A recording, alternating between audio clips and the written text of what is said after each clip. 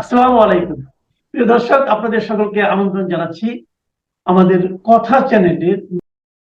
আন্তর্জাতিক অপরাধের বিচার যখন করা হয়, অর্থাৎ আন্তর্জাতিক অপরাধ যদি কোনো দেশ জাতীয়ভাবে বা আন্তর্জাতিকভাবে বিচার করে, তাহলে সেটার যে মানদণ্ড, সেই মানদণ্ডটি নিয়ে কিছু কথা বলতে চাই। প্রথম কথাটা হচ্ছে যে আন্তর্জাতিক অপরাধ কি? আন্তর্জাতিক অপরাধ মূলত চারটি। একটি হচ্ছে অ্যাগ্রেশন। অ্যাগ্রেশন মানে হচ্ছে একটি দেশ যদি আরেকটি দেশকে দখল করে ফেলে অন্যায়ভাবে, সেটি অ্যাগ্রেশন। ২ নাম্বার হচ্ছে গণহত্যা। গণহত্যা কি? গণহত্যা হচ্ছে যে নারী, পুরুষ, ধর্ম, বর্ণ, শিশু, সমাজের কোনো একটা অংশে, কোনো একটা বিশেষ জায়গায় অথবা সারা দেশে গণহারে মানুষকে যখন হত্যা করা হয়, সেটা হলো গণহত্যা বা জেনোসাইড। আর ৩ নাম্বার হচ্ছে মানবতা বিরোধী অপরাধ। মানবতা বিরোধী অপরাধ হচ্ছে ধর্মের কারণে, বর্ণের কারণে, কোনো বিশেষ জাতি হওয়ার কারণে, কোনো রাজনৈতিক বিশ্বাসের কারণে যদি কোনো বিশেষ গ্রুপ শ্রেণীকে যদি আইডেন্টিফাই করে ক্লিনজিং করার জন্য, অর্থাৎ এই গ্রুপটাকে, এই গোষ্ঠীটাকে শেষ করে দেব, এইরকম কোনো অপরাধ যারা করে, সেটা হচ্ছে মানবতা বিরোধী অপরাধ। যেমন মনে করেন ১৯৭১ সালে মহান মুক্তি সংগ্রামের সময় রাস্তা দিয়ে যখন কোনো লোক হেঁটে যেত, পুরুষ মানুষ হলে পাকিস্তানি আর্মিরা, রাজাকাররা তাদেরকে দাঁড় করাইতো। দাঁড় করাইয়া লুঙ্গি খুলে দেখে জিজ্ঞেস করতো, কলেমা পড়ো। কলেমা পড়তে পারলে ছেড়ে দিত, আর কলেমা না পড়তে পারলে তাকে গুলি করে মেরে ফেলতো। তার মানেটা কি? তাকে আইডেন্টিফাই করা হতো তার মুসলমানই নাই এবং কলমা জানে না, সে হিন্দু। এবং হিন্দু নারী যখন পেত, তাদেরকে ধরে নিয়ে গনিমতের মাল হিসেবে পাকিস্তানি আর্মিদেরকে দিত। শুধু হিন্দু নারী না, বাঙালি নারীকেও তুলে নিয়ে এই ইয়েদের হাতে দিত, পাকিস্তানিদের হাতে তুলে দিত। তো হিন্দুদেরকে দেখলেই হত্যা, এটা হচ্ছিল মানবতা বিরোধী অপরাধ। আর এর বাইরে আরেকটি অপরাধ রয়েছে, সেটি হচ্ছে ওয়ার ক্রাইম। ওয়ার ক্রাইমটা হচ্ছে এমন একটা ক্রাইম, যে ক্রাইমটা সাধারণত কোনো একটা দেশে স্বাভাবিক অবস্থায় মানুষ করতে পারে না। যেমন ধরেন কোনো একটা জায়গায় পুলিশ আছে, আর্মি আছে, বিজিবি আছে, বা আনসার বাহিনী আছে, সরকার আছে, প্রশাসন আছে। কোনো একটা ঘটনা ঘটলে সেটা মামলা হচ্ছে, ডায়েরি হচ্ছে, জেগে উঠতেছে, এখান থেকে বিচার হয়। কিন্তু যখন একটা যুদ্ধকালীন সময় থাকে, তখন সরকার থাকে না, প্রশাসন থাকে না, আর্মি কাজ করে না, পুলিশ কাজ করে না। যার ক্ষমতা আছে, শক্তি আছে, সে সেটা করে ফেলে। যেমন মুক্তিযুদ্ধে গেছে, এই জন্য মুক্তিযুদ্ধের বাড়ি থেকে গরুগুলো নিয়ে গেছে রাজাকাররা। মুক্তিযুদ্ধে গেছে, সেই জন্য মুক্তিযোদ্ধার মেয়েকে তুলে নিয়ে গেছে। মুক্তিযুদ্ধে গেছে, সেই জন্য মুক্তিযুদ্ধের বউকে তুলে নিয়ে গেছে।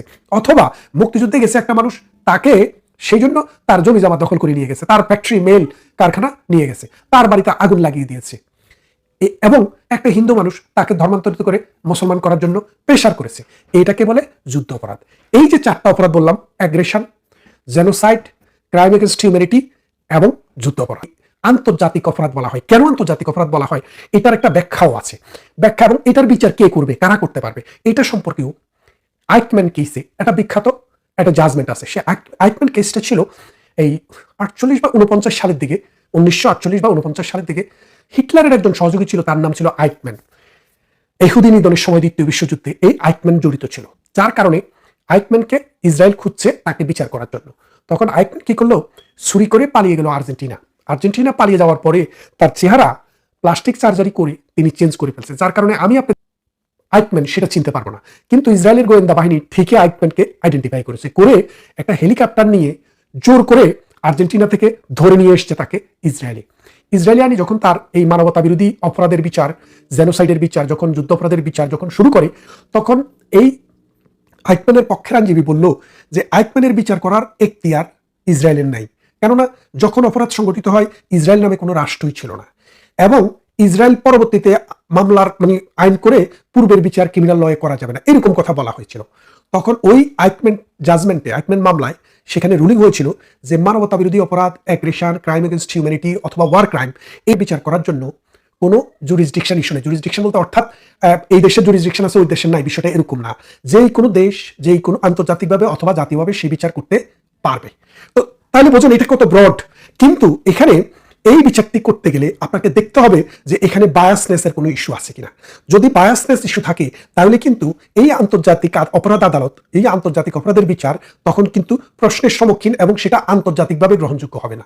একটি মামলার কথা বললে আপনারা বুঝতে পারবেন। আইকম্যানের কেস তো বললাম, এরপরে আরেকটি মামলা হচ্ছে পিনেচেট। পিনেচেট মামলাটা হচ্ছে, এই পিনেচেট ছিল চিলির একজন রাষ্ট্রনায়ক, স্বৈরশাসক। দীর্ঘদিন নির্যাতন, গুম এবং জেনোসাইডের সাথে তার সম্পৃক্ততার কথা পুরো বিশ্ব জানে। তখন 1998 সালে ক্যান্সার আক্রান্ত হয়ে এই পিনেচেট এসেছিল লন্ডনে, মানে নানান রোগে আক্রান্ত হয়ে সে লন্ডনে এসেছিল চিকিৎসা নিতে। চিকিৎসা নিতে আসার পর এই ব্রিটিশ পুলিশ তাকে গ্রেপ্তার করে এই কারণে যে সে মানবতা বিরোধী অপরাধ, ক্রাইম এগেইনস্ট হিউম্যানিটি, যুদ্ধ অপরাধ বা ওয়ার ক্রাইম বা এগুলা করেছে, সুতরাং তার বিচার তারা করবে। কারণ যেহেতু আইকম্যান কেসে বলা হয়েছে না যে পৃথিবীর যে কোনো দেশ বিচার করতে পারবে, সুতরাং তারা পারবে। তো এই বিষয়টা তখন ব্রিটিশ আদালতে আইকম্যানের লয়াররা মামলা করার পরে একটা প্রশ্ন দেখা দিল যে আসলে পারে কি পারে না। তখন মামলাটি হাউস অফ লর্ড পর্যন্ত যায়। তখন হাউস অফ হফম্যান ছিলেন তখন জাস্টিস, এবং তার নেতৃত্বে 5 সদস্যের একটি মানে জাজেস প্যানেল এটা ডিসিশন দিচ্ছিল। তখন জাজদের মধ্যে দুইটা ভাগ হয়ে গেছে। 3 জন জাজ এই পিনেচেটের বিচারের পক্ষে রায় দিয়েছে, আর 2 জন জাজ ডিসেন্ডিং জাজমেন্ট দিয়েছে। তো ডিসেন্ডিং জাজমেন্ট মানে হচ্ছে ওই 3 জনের সাথে একমত পোষণ করেনি। না পোষণ করার কারণে যেহেতু 3 জন মেজরিটি, সেই জন্য সিদ্ধান্ত হলো যে আইকম্যানের পিনেচেটের বিচার ইউকেতে হবে, ইউনাইটেড কিংডম তার বিচার করতে পারবে এবং বিচার হবে। পরবর্তীতে পিনেচেট এখানে একটি জুডিশিয়াল রিভিউ করলো। জুডিশিয়াল রিভিউ করে বললো যে 3 জন, এই 3 জনের মধ্যে একজন ছিল লর্ড হফম্যান। এই লর্ড হফম্যান 1992 সালে অ্যামনেস্টি ইন্টারন্যাশনালের প্রেসিডেন্ট ছিল, এবং তার বউ অ্যামনেস্টি ইন্টারন্যাশনালের অ্যাক্টিভিস্ট ছিল। এবং সেই সময়ে পিনেচেটের বিরুদ্ধে তারা বিভিন্ন সেমিনার করেছে, সিম্পোজিয়াম করেছে, তার বিরুদ্ধে বক্তৃতা বিবৃতি দিয়েছে, এবং তারকে বিচারের আওতায় নিয়ে আসার জন্য বহু সমাবেশ করেছে। সুতরাং এই কারণে তারা বায়াসড, অর্থাৎ পিনেচেটের যে বিচার তারা করলো, বিচার করে যে বললো তার এখানে এই ক্রিমিনাল অপরাধের বিচার হবে, যে জাজমেন্ট দিয়েছে সেই মেজরিটি জাজদের একজন এই হফম্যান যেহেতু বায়াসড, তখন এই বিচারটি এই মামলাটির যিনি জাজমেন্ট দেন তার নাম হচ্ছে লর্ড ব্রাউন উইলকিনসন। তো লর্ড ব্রাউন উইলকিনসন বললেন যে আমি জানি, আমরা দেখতেছি লর্ড হফম্যান আসলে কোনো বায়াস ছিলেন না। তিনি আন্তর্জাতিক আইনে, আন্তর্জাতিক মানদণ্ডে বিচারটা যেরকম হওয়া দরকার, অ্যাপারেন্ট বায়াস, অর্থাৎ দেখা যাচ্ছে মানে পারতপক্ষে দেখতে মনে হয় যেন বায়াস। কেননা তিনি যেহেতু এই পিনেচেটের বিরুদ্ধে আগে কথা বলেছেন, তার বিরুদ্ধে অনেক সভা সমাবেশ করেছেন, সেই জন্য মানে এই লর্ড হফম্যানের দেখতে বায়াস মনে হচ্ছে। সুতরাং অ্যাপারেন্ট বায়াস হওয়ার কারণে ওই জাজমেন্টটিকে খারিজ করে দেওয়া হয়, অর্থাৎ এই পিনেচেটকে যে বিচার করবে, যে জাজমেন্টটি হয়েছে সেই জাজমেন্টটি বাতিল হয়ে যায়, এবং বলা হয় যে আরেকটি আদালত বসিয়ে তার বিচার, মানে এখানে তার বিচার করা যাবে কিনা সেটা সমাধান করতে হবে। কিন্তু ইন দ্য মিন টাইম ব্রিটেনের নানান কূটনীতিক প্রচেষ্টার অংশ হিসেবে, এবং যেহেতু সে অসুস্থ, ক্যান্সার আক্রান্ত, তখন তাকে ফেরত পাঠায় সিলিতে। এই জিনিসটা দ্বারা যেটা বোঝাতে চেয়েছি, বাংলাদেশে যে বিচারটা হচ্ছে অপরাধ বিচার, অর্থাৎ বিচারটা হচ্ছে আমাদের দেশীয় একটা ট্রাইব্যুনালে, কিন্তু সেটি হচ্ছে কিসের বিচার? আন্তর্জাতিকভাবে স্বীকৃত অপরাধের বিচার। এই 4টি বিচার যখন আন্তর্জাতিকভাবে করতে যাবেন, তখন আপনার লয়ারের মান আন্তর্জাতিক হতে হবে, আপনার বিচারকের মান আন্তর্জাতিক হতে হবে, আপনার যে প্রসিডিউর সেই মানটাও আন্তর্জাতিক হতে হবে। এখন লয়ারের মানের আন্তর্জাতিকতা হলো যে 3 জন জাজ যে জাজমেন্ট দিয়েছে, এই 3 জন জাজের একজন জাজও জীবনে একদিনও এর আগে একটি মামলাও সুপ্রিম কোর্টে বা হাইকোর্টে শুনানি করেনি এবং জাজমেন্ট দেয়নি। তার মানে হচ্ছে তারা বায়াস তো ছিলই। কারণ বায়াস কেন ছিল? এই যে শামসুজ্জামান, ইনি কিন্তু এই বিএনপির নেতা ছিলেন, জাতীয়তাবাদী আইনজীবী বলে বহু বক্তৃতা বিবৃতি দিয়েছেন, শেখ হাসিনার বিরুদ্ধে আন্দোলন সংগ্রাম করেছেন। আর রাজাকার তাইজুল, সে তো শেখ হাসিনার বিরুদ্ধে পাইলে মেরে ফেলে, আমার সামনেই অনেক বক্তৃতা আমি দেখেছি।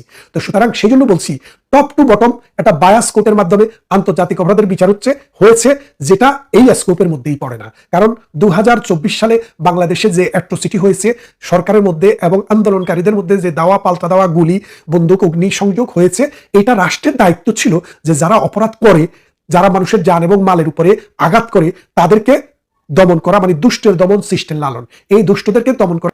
এবং এখন পুলিশ বলছে যে আপনারা কি করবেন? গুলি করে দিবেন, অর্ডার দিবেন আগুন দিলে। তাহলে টিভি ভবনে যখন আগুন দিছে তখন কি গুলির অর্ডার হবে না?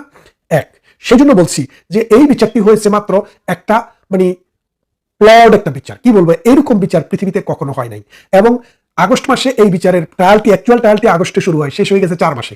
অথচ আপনি গোলাম আজমের বিচার, সাইদির বিচার, মীর কাসেমের বিচার, ওদের বিচার দেখেন, এক একটা বিচার হতে 2 বছর, 3 বছর, 4 বছর সময় লেগেছে।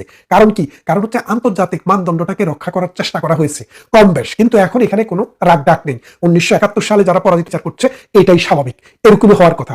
কিন্তু আন্তর্জাতিকতা যে বিষয়টা, এটার লেশ মাত্র এখানে নেই এবং থাকার কোনো সম্ভাবনা ছিল না। দ্বিতীয়ত আরেকটা বিষয় যদি আপনারা দেখেন, যে এই যে মনে করেন জাজমেন্টগুলো হচ্ছে, এই জাজমেন্টগুলা কারা লিখতেছে? জাজমেন্টগুলোতে এই জাজের যে 3 জন বিচারক, 3 জন বিচারকের মধ্যে রুল হচ্ছে মিনিমাম 2 জন যদি উপস্থিত না থাকে তাইলে কোনো শুনানি হতে পারবে না। এই হিয়ারিং যেদিন জাজমেন্ট হয় তার 1 মাস আগ থেকে যিনি প্রধান, তিনি মানে চেয়ারম্যান যিনি, তিনি ছুটিতে ছিলেন। আর যে 2 জন, তাদের সকালে একজনে শুনতেন, বিকালে একজনে শুনতেন, এবং এই 2 জনই শুনতেন আলাদা আলাদা ভাবে। তার মানে হচ্ছে এই যে কোর্টের রুল, সেটাও ফলো করা হয় নাই। এইরকম ভাবে আমি যদি লিস্টটি দেই তাহলে ভিডিও অনেক বড় হয়ে যাবে। শুধু এই কথাটি শেষ পর্যন্ত বলতে চাই যে এখানে বায়াসড মানুষ, জাজ বায়াসড, লয়াররাকে প্রধানমন্ত্রী শেখ হাসিনার জন্য যে আইনজীবী নিয়োগ দিয়েছেন, তার কুত্তা মার্কা হাসি আমরা সবাই দেখেছি, এবং আমরা বুঝেছি সে যে মানে কোর্টের, ওই যে ডিস্ট্রিক্ট কোর্টের একটা মানে দালাল, উকিলদের দালাল, সেই লোককে দিয়া প্রধানমন্ত্রী শেখ হাসিনার পাশিটা নিশ্চিত করেছে। আজকে আপনারা দেখেছেন প্রথম আলোতে ডেভিড বার্গম্যান, ডক্টর কামাল হোসেনের মেয়ের জামাই এটা লেখা লিখেছে, বলছে এই মামলার যে বিচার, এই বিচার প্রক্রিয়া প্রশ্নসিদ্ধ। আপনারা পড়ে নেবেন, তার আলোচনা নিয়ে আমি যেতে চাই না। ডেভিড বার্গম্যানেরা বার্গম্যানের জায়গায় থাকুক, আপনারা আপনাদের জায়গায় থাকেন। শুধু একটা কথা বোঝে, কে আওয়ামী লীগ করতেন বা মৌন সমর্থক ছিলেন, কিন্তু মনে করতেন আওয়ামী লীগ কোনো সঠিক চালাচ্ছে না, নানান প্রপাগান্ডা শুনে আপনাদের মন ভারী হয়ে উঠছিল। কিন্তু আজকের দেশ দেখে আপনারা নিশ্চয়ই বুঝছেন এই দেশটা মানুষের দেশ না, এটা একটা হায়নার দেশ এখন চলছে। আর শেখ হাসিনার যে দেশ ছিল দোষীগুলি, সেটা মানুষের দেশ ছিল, সেটা মানুষের সরকার ছিল, মানুষের শাসন ছিল। এখন যেটা চলছে এটা শয়তানের শাসন, এটা ইবলিসের শাসন, এটা জাহান্নামী শাসন। এই জাহান্নামী শাসন অবসান করার জন্য আমরা কাজ করছি, আপনারা কাজ করছেন। ঘরে কাজ হচ্ছে, বাইরে কাজ হচ্ছে, সমগ্র পৃথিবীতে কাজ হচ্ছে। একদিন এরা সাম্প্রদায়িক ধর্মাশ্রয়ী এই অন্ধ মৌলবাদী শক্তিকে পরাজিত করে এই উর্বর পলিমাটির দেশ, এই বঙ্গভূমিকে আমরা আবার